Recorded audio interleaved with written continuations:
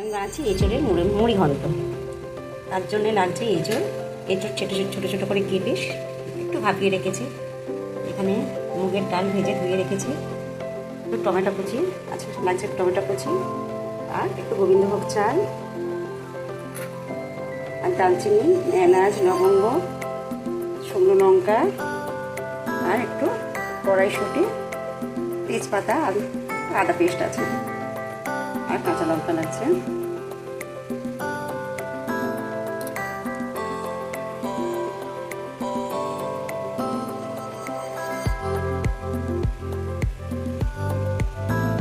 কড়াই তেল বসিয়ে দিয়েছি, তেল গরম হয়ে গেছে। পুরো রান্নাটা হবে রিফাইন তেলে। এবার রিফাইন তেলের মধ্যে দিয়ে দিচ্ছি 1 চামচ ঘি।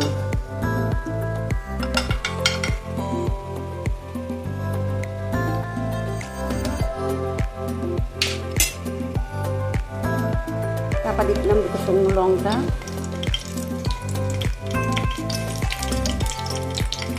তারপর দারচিনি,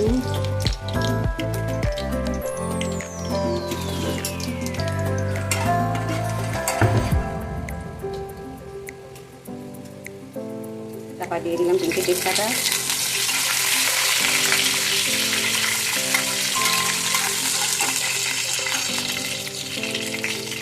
তারপর দিলাম 2টো দারচিনি আর 4টে এলাচ।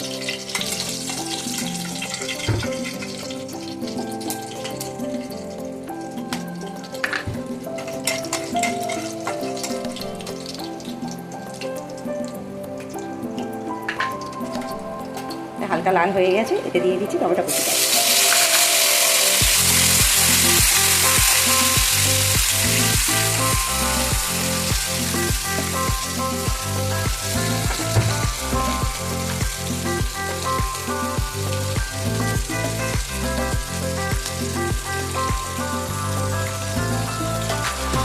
আর একটু 1 চামচ, ছোটো চা চামচে 1 চামচ নুন। নুনটা দিলে কি হবে, টমেটো একটু সেদ্ধ হয়ে যাবে তাড়াতাড়ি।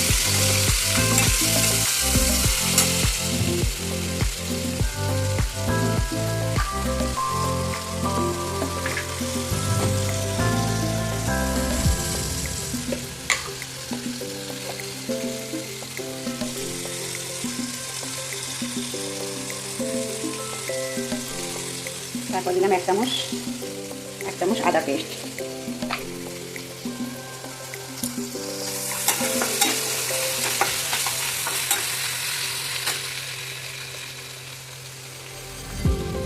হলুদ দিয়ে দিচ্ছি,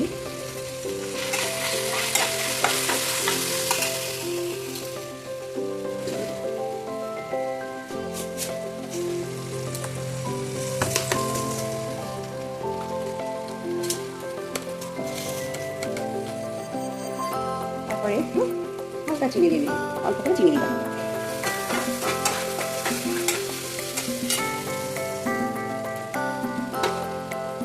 আগে থেকে মুগের ডালটা ভেজে দিয়ে রাখা ছিল, ছেড়ে দিচ্ছি।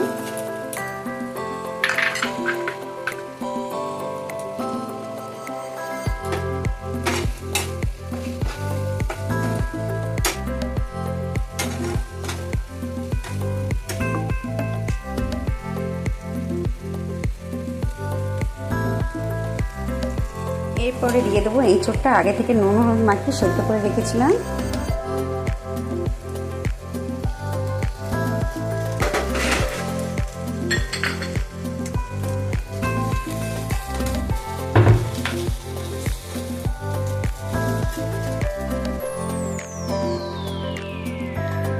কষানো হয়ে গেছে, এবারে দিয়ে দিচ্ছি অল্প পরিমাণে জল।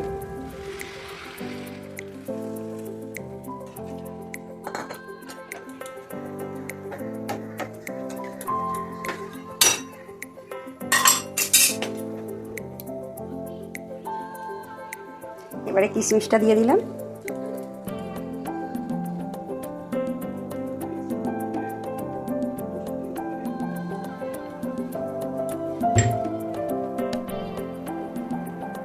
আর একটু নুন দিয়ে দিলাম।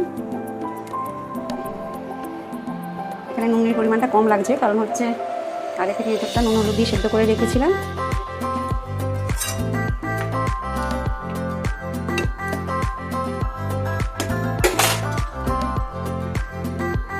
আর দিয়ে দিচ্ছি গোটা কাঁচা লঙ্কা কাটটা কেটে দিয়েছি। আগে থেকে যেহেতু লঙ্কাটা দিইনি, পুরো লঙ্কা এখানে ইউজ করি, পুরো কাঁচা দিকটা দিয়ে রান্না, তার জন্য 5-6টা কাঁচা লঙ্কা আমি দিচ্ছি।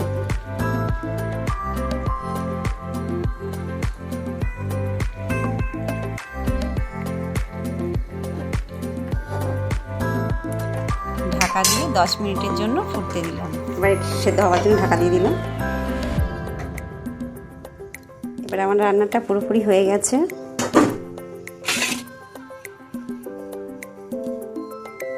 এবার একটু ধনে পাতা ছড়িয়ে দিলাম, ধনে পাতা কুচি,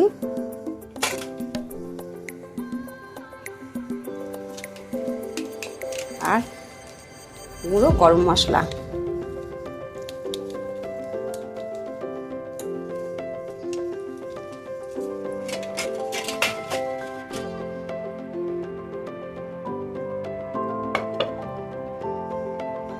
দিয়ে আবার একটু ঢাকা দিয়ে দিলাম। তৈরি হয়ে গেল এঁচোড়ের মুড়ি ঘন্ট। এবারে একটু ভাজা বাদাম ছড়িয়ে দিয়ে পরিবেশন করলাম।